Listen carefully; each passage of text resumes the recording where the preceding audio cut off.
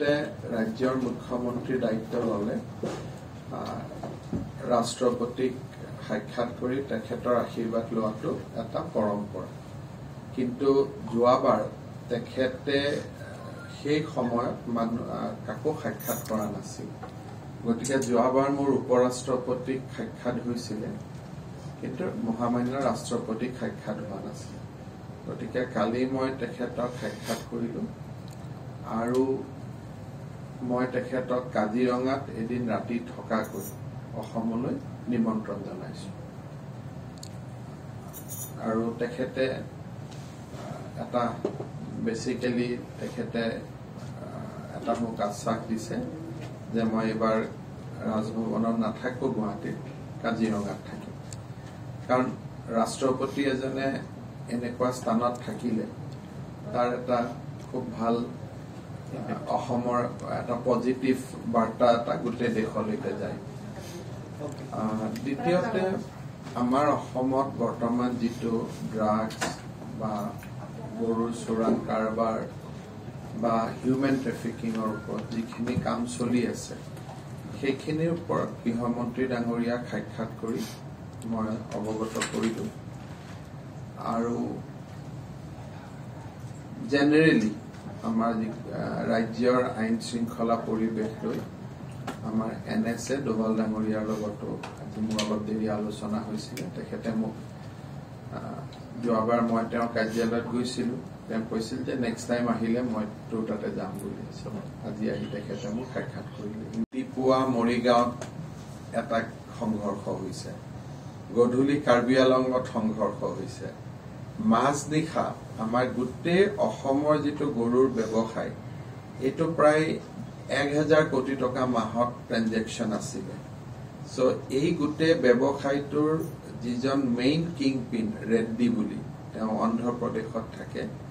তেওঁৰ ভায়েক নেকুল খালিয়ে যোৱাকালি ৰাতি 2টা বজাত আৰক্ষীৰ লগত সংঘৰ্ষত গুলি খাইছে গতিকে যোৱাকালি দিনটোতে 3টা ঘটনা হৈছে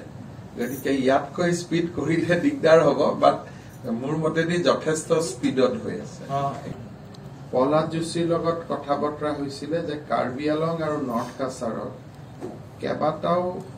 কয়লাৰ খনি আছে কিন্তু তাত লিগেল মাইনিং নোহোৱাৰ কাৰণে ইলিগেল মাইনিং হৈ থাকে সেইকাৰণে মই তেখেতক কৈছিলো যে আপুনি লিগেল মাইনিং কৰি দিয়ক যাতে চৰকাৰেও ৰাজহ পায় আৰু জেনেৰেলি ইলিগেলিটিটো বন্ধ হয় আমি কোনো পলিটিক্যাল কথা পাতা নাই কাৰণ মোৰ হাতত 75 সিট আছে 3টাকৈ বাই ইলেকশন আছে গতিকে এতিয়াতো বিজেপি কোনো মেজৰিটিৰ কাৰণে সিট নালাগে সেইকাৰণে আজিৰ দিনত ৰাজনৈতিক কোনো আলাপ আলোচনা মই কাৰো লগত কৰা নাই মোৰ টোটেল ফোকাছটো হৈছে এডমিনিষ্ট্ৰেশ্যন আৰু গতিকে পলিটিক্যাল ডিসকাশন কাৰো লগত নাই কিন্তু আমি এটা প্ৰশ্ন কৰিম যে যেতিয়া আমাৰ হেৰি হয় যেতিয়া ইলেকশন আহিব তেতিয়া সকলোকে এপিল কৰিম যে বিজেপিৰ এগেইনষ্টত প্ৰাৰ্থী দিব নালাগে বুলি এটাই কথা জানো মই GMC ডক্টৰ বিলাকক সুধিছো যে আপোনালোকে বেমাৰী বুলি কৈ থকা মানুহজন ইমান এক্টিভ কেনেকে হৈ গল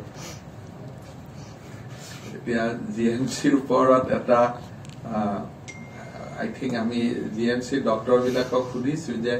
পেইং কেবিন এটা ইমান দিনটো কোনোবা দুখীয়া মানুহক বঞ্চিত কৰি থকা হৈছিল এটা পেইং কেবিনত 1 বছৰ এজন মানুহ আছে ইটোৰ পিছত হিটো বেমাৰ আজি ফিস্টুলা কালি পাইলস কালি সাইকেট্ৰিকেলি আপসেট মানে 12 বিধমান বেমাৰৰ সাৰ্টিফিকেট আৰু এতিয়াতো একদম ধুনিয়াকৈ ঘূৰি আছে তাৰমানে মোৰ গোটেই প্ৰশ্নটো ডাক্তৰ খিনিৰ লগত